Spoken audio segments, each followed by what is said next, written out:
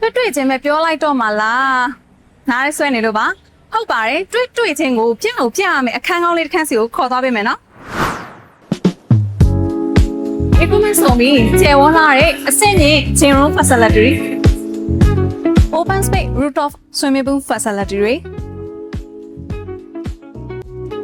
ဓာတ်လီကားနဲ့လည်းအနည်းဆုံးမှာတည်ရှိတယ်ထွက်လိုက်တာနဲ့ကို့အခန်းရဲ့အရှိမရထားတဲ့ spacing area ကိုကနှစ်ဖက်အပွင့်အနေနဲ့ရထားပြီးသားမို့လို့ plan area လေးတွေကစားကိုစိတ်ကြိုက်ထားမယ်ဆိုလို့ရှိရင်လည်းထားလို့ရတဲ့အနေထားကြီးကျယ်ဝန်းအောင်တွေ့ရမယ်အရေးပေါ်လေကားနဲ့လည်းအနည်းဆုံးဖြစ်တဲ့အတွက်တော်တော်လေးကိုမှအဆင်ပြေတယ်တကားကိုလည်းလုံခြုံရေးအနေထားအရအတန်မန်းတစ်စင်ထပ်ထည့်ပြီးတော့ရင်ဝဲပုံစံသုံးပေးထားတယ်ပုံမှန်တကားပေါက်တွေတဲ့အကျယ်ဝန်းယူပေးထားတာကတော်တော်လေးကိုမှ smart type ဖြစ်တာကိုလည်းတွေ့ရမယ်နော်ပြီးရင်သူကအထဲမှာကျွန်းမောင်တကားကိုရင်ဝဲပုံစံအနေနဲ့သုံးပေးထားတယ်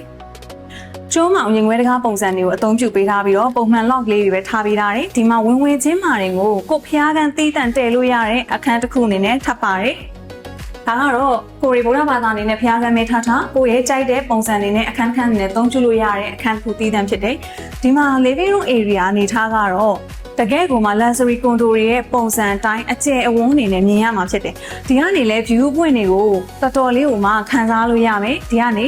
view point ခံစားဖို့အတွက်ကိုလည်းသူက brain box ပုံစံလေးနဲ့တကားတွေမှန်နေရစအပြည့်နီးပါအောင်နှစ်ဖက်ယူပေးထားတာကိုလည်းတွေ့ရမယ်နော်ဒီကနေလည်းသူကဝရဏကိုသွားလို့ရမယ်တကားပေါက်ကအစားထားပြီးတော့ဆက်ဆက် area နဲ့လုပ်ပေးထားတယ်အခုဆိုလို့ရှိရင်လည်းအသစ်တက်ပေးထားတာတော့မကြသေးဘူးနော် floor ကအစားလုံးဝကျွန်းကိုအပြည့်ခင်းပေးထားတာကိုလည်းတွေ့မြင်ရမှာဖြစ်တယ်ဒီမှာလည်းသူက single ကန်ထပ်ပြီးတော့ပါတယ်သူကခုနကတော့ညီမတို့ဖျားကန်နဲ့ကက်ရဲ့ master ကန်အနေနဲ့ထပ်ပြီးတော့ပါတယ်ဒီမှာဆိုရင်လည်းသူ master ကန်ဆိုပေမဲ့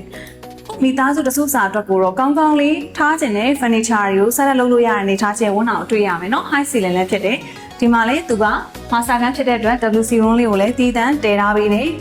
ပုံမှန် traditional type လေးပဲဖြစ်တဲ့အတွက်လိုအပ်တဲ့ဟာလေးတွေပဲဒီလေးထည့်ပေးထားတာကိုလည်းတွေ့ရမယ်နော်ဒါဆိုနောက်ထပ် single ကန်တွေကိုတွားကြည့်ကြရအောင်ဒါကခုနကတော့ညီမတို့ living room နဲ့ဆိုလို့ရှိရင်ဆက်နေတဲ့အနည်းဆုံးရှိတဲ့အခန်းပေါ့နော် master ကန်နဲ့လည်းကပ်ရက်ဖြစ်တယ်ဒီမှာကိုကြိုက်တယ်လို့မျိုး glass door ထပ်လုပ်လိုက်လို့ရှိရင်ကိုယ့်ရဲ့တကယ် VIP customer တွေဧည့်သည်တွေအတွက်ကိုတီးတန့်နားနေကန်းနေနဲ့လည်းတည်ပြီးတော့သုံးပေးလို့ရတယ် one bedroom အနေနဲ့လည်းသုံးလို့ရတယ်နော်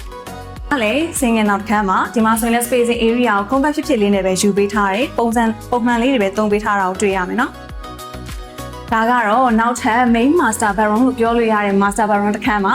ကတော့အေးပြခဲ့တဲ့ဝရဏကိုသွားလို့ရတယ်ဆိုတဲ့တကားပေါက်နဲ့လည်းနောက်ထပ် master bedroom ကလည်း join လုပ်ပေးတာကိုတွေ့ရမယ်ဒီကနေလည်းကို view ပွင့် city view ကို relax အပြည့်အဝလုပ်နိုင်မယ်ဒီမှာကိုကြိုက်တယ်လို့ create လုပ်ပြီးတော့ plan area လည်းထားလို့ရမယ်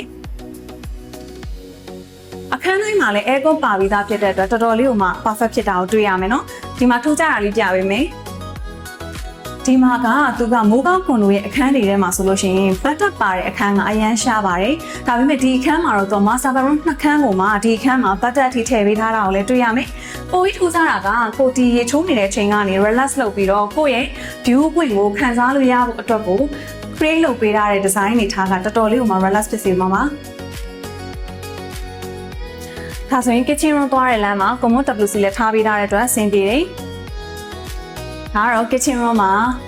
kitchen room ကိုလည်းသူက compact ဖြစ်လေးနဲ့ပဲအကုန်လုံးလိုအပ်တဲ့ wardrobe တွေကို fully နေထားပြင်ဆင်ပေးထားတာကိုလည်းတွေ့ရမယ်။ကြွေပြားတွေကစား long lasting ဖြစ်နေအပြည့်အကုန်လုံးကို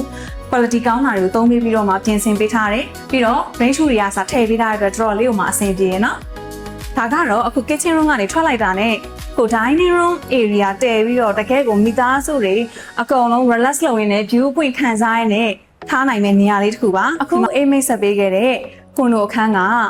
မိုးကောင်းကွန်ဒိုထဲမှာဆိုလို့ရှိရင်၄ရက်အလှဆုံးနဲ့ 4 bedroom ထိပါဝင်လို့ဈေး1800နဲ့ညှိနှိုင်းနေနဲ့ပိုင်ဆိုင်ရရှိဖို့အတွက် guest and property ကိုဆက်သွယ်ဖို့မမေ့ပါနဲ့နော်နေ့တစ်ခုပြောင်းချိန်အခါသမယမှာကြည့်ရှုသူအပါအခုလိုအခန်းကြီးခန်းကုန်းတွေပိုင်ဆိုင်ပြီးဝင်ငွေတွေတိုးပွားကြပါစေလို့ guest and properties နဲ့အတူအေးကနေ့တစ်စုမုံကောင်းတောင်းချေဆူတောင်းလိုက်ပါရှင်တတာ